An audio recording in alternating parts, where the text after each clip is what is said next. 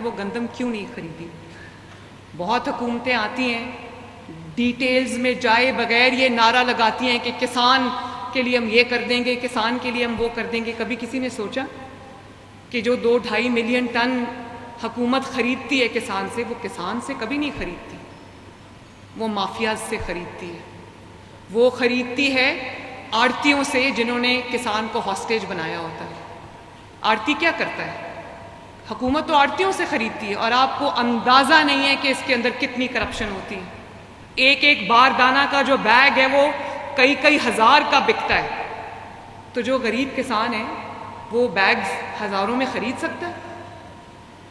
आड़ती जब किसान के पास जाता है तो उसको क्या कहता है? उसको एडवांस नहीं देता, उसको कहता है कि तुम्हें जो कॉस्ट आई है मैं उससे थोड़ा सा ऊपर तुम्हें मुनाफा देख के मैं तुम्हारी गंदम खरीद के ले जा रहा हूँ।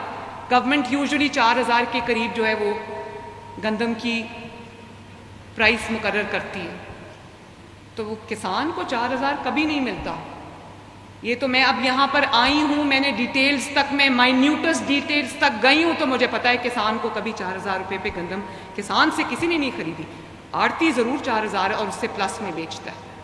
तो किसान का तो इस्तेहसाल होता है।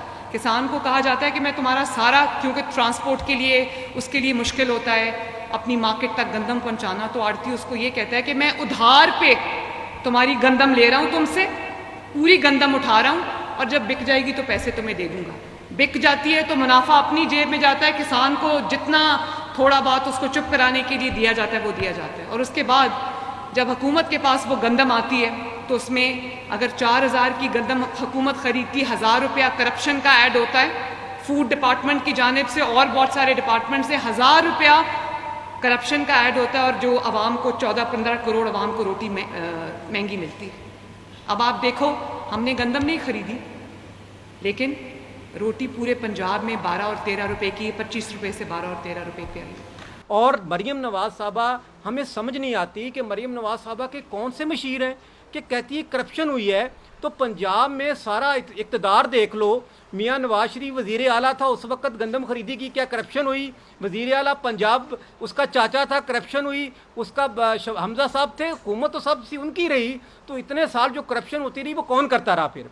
तो हम हैरान है कि फूड ने गंदम खरीदनी थी, उसमें करप्शन किस चीज़ की थी? तो अब करप्शन तो अब हो रही है ना कि किसान से 2200 में खरीदी जा रही है, आगे 3,000 की बेची जा रही है। और यकीन करो कि आधी गंदम किसानों ने घरों में रखी हुई थी कि हम जब कोई रेट बढ़ जाएगा तो हम बढ़ाएंगे।